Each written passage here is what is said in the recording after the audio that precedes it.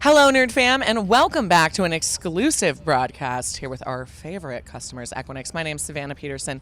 Very delighted to be joined by Christina and Ian today. Thank you so much for coming to hang out. Christina, we've been doing a really great series with Equinix over the last few months, and you brought a new friend who's an old friend of ours to a degree.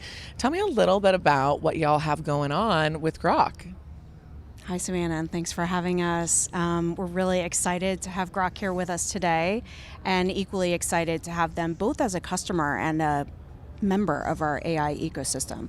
We believe that Groq's enterprise inference possibility with Equinix is massive and will help scale enterprise AI, inference AI. So, Ian, we've had Groq on the show a few times. I've been interviewing Jonathan since 2023, which makes me feel a little bit like a Groq OG at this stage. Absolutely. Very hot. You two are both two of my favorite companies. We're not supposed to play favorites as analysts, but I'm just going to be honest about that. And one of the things that I loved about my first interaction with y'all is there was an incredible laser focus on inference and knowing that that was going to be the differentiator. Inference essentially makes AI real. It's that low latency interaction that makes the magic light bulb go off. What are you all working on right now? A lot's happened over the last 2 years. You've grown, you've raised a metric heap of capital. So give us the latest. Well, we launched Groq Cloud in February of 2024, so about 14 months ago. That's been a rip-roaring success. We've had over 1.5 million people sign up for Groq Cloud now, and counting. That's amazing. It is incredible. And so fast. Yeah, it kind of came out of nowhere as a viral sensation because I think the market was starting to turn a little bit, where the first phase of AI was all about training. It was the big foundation model companies building the products that people are now actually starting to use. And that usage, inference is kind of a funny word. If you're not in the industry, you're like, what does that actually mean? If you're not a deep nerd like us. Exactly, exactly. And it's all about running these models. And so we're shifting from the kind of production of the underlying thing to actually using the thing.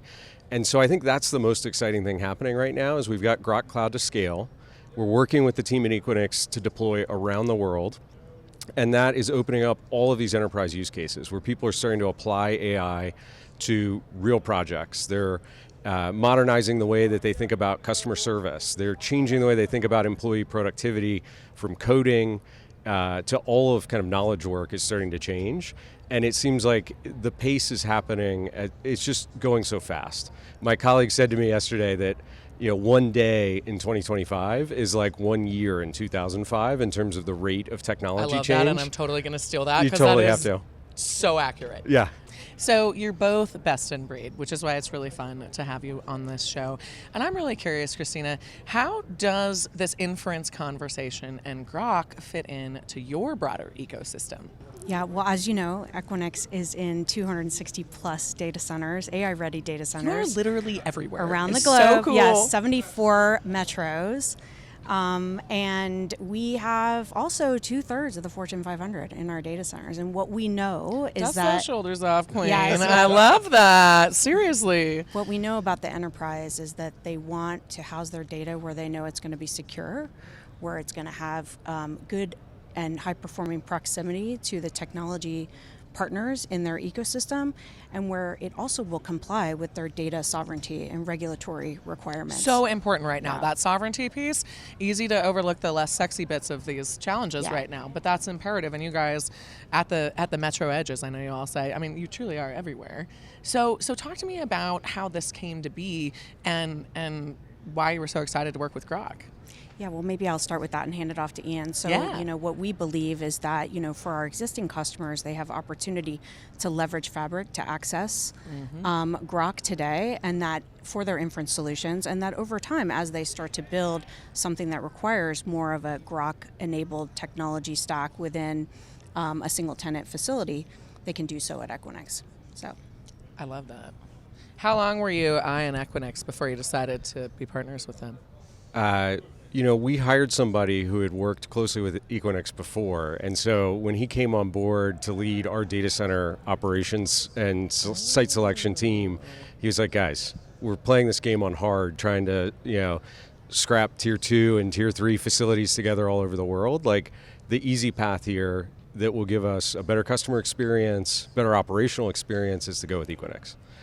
And I think the thing that I would add to what you said about why it's so important, your deployment topology, being in those 70 plus metro areas, is because inference is about the runtime of the model, which means you've got end users who are accessing it. Where are the end users? Well, they kind of are all over the world. All over the world. Yeah. And so you want ultra low latency to all those applications, all those users. And so being able to put Groq in Equinix sites gives us that basically for free.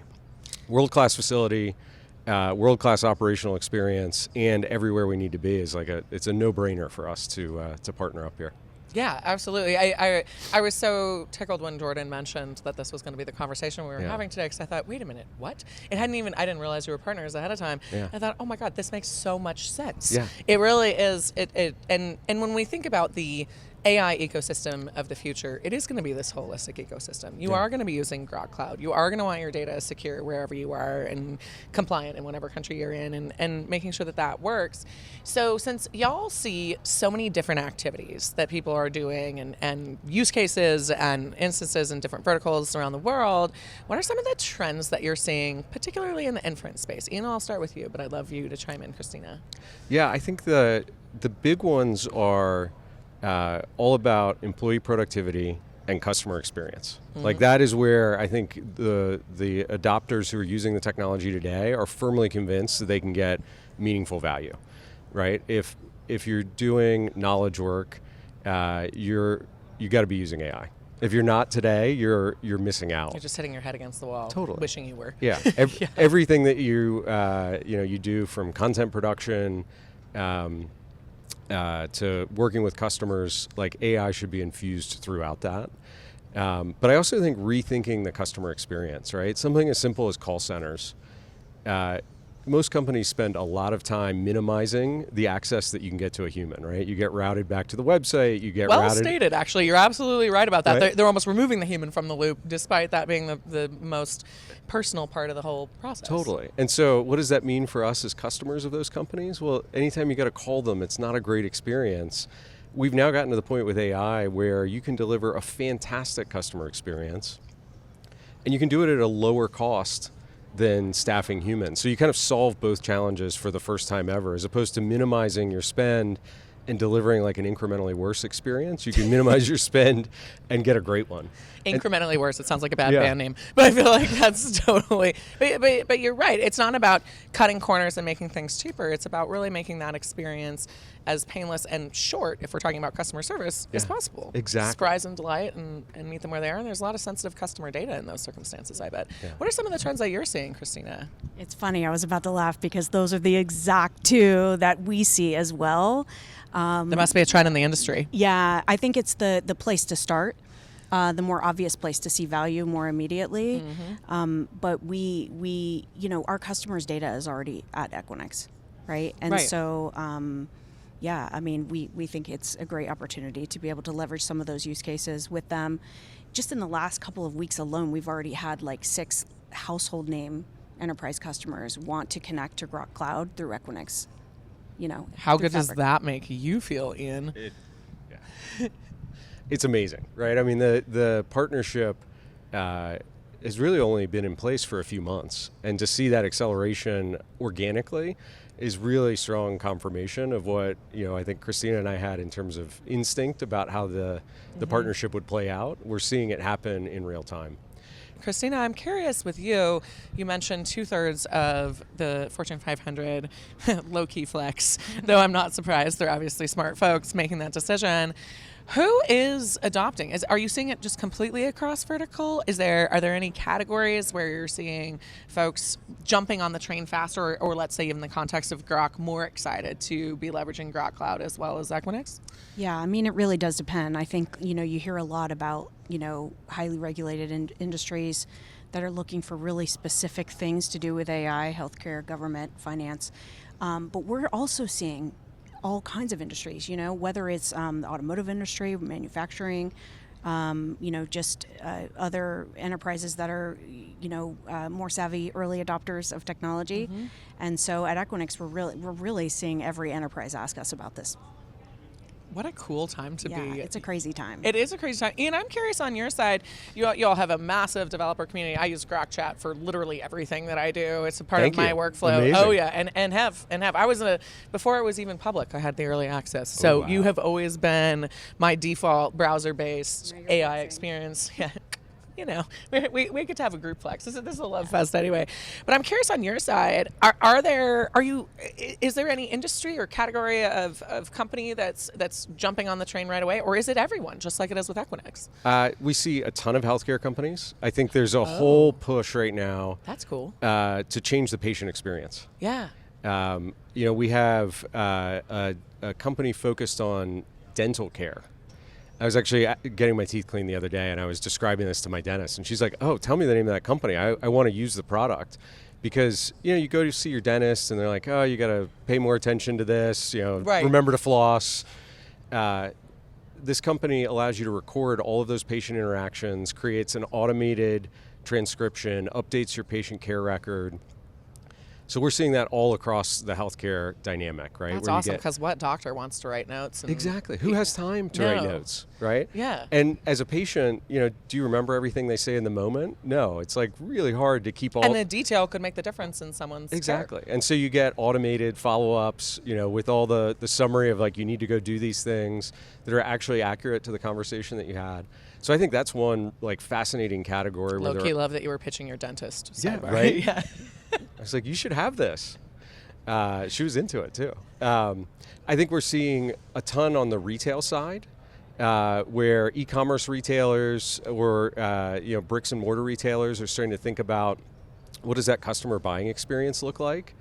Everything from AI to do like try-ons, so you can upload a photo of yourself and then put clothes on, is like a very popular shift in kind of how you view the photos. It's not a model; it's actually you. Yeah.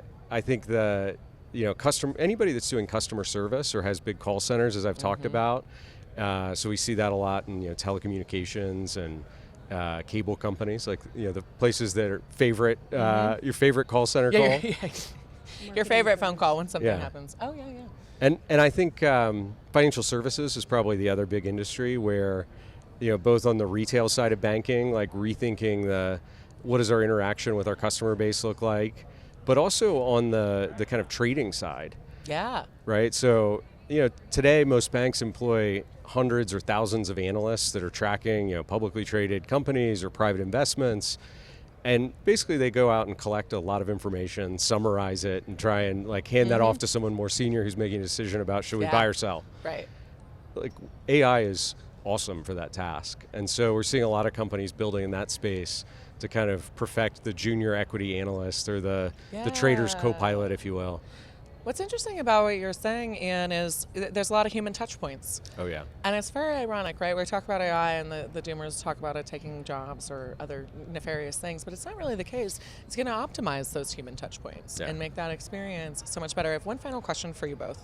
Since you're both moving at the speed of light, and like you said, one day is a year, and so 6 months is a decade or more. Yeah.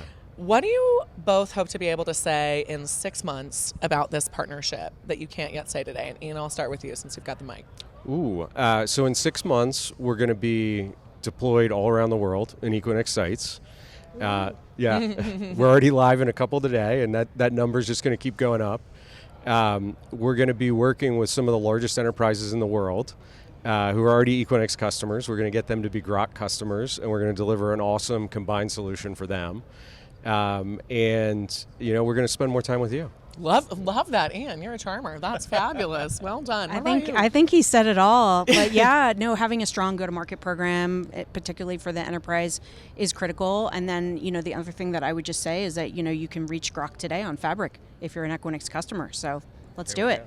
Love it. Well, we look forward to telling those stories. Ian and Christina, thank you so much for coming to hang out Thanks today. for having us. Really good to see you. Really honored to be one of the people who gets to help tell the stories of both of your companies. So on a personal note, it's a treat. Thank you. And thank all of you for tuning in to this special exclusive series with Equinix. My name is Savannah Peterson. You're watching theCUBE, the leading source for enterprise tech news.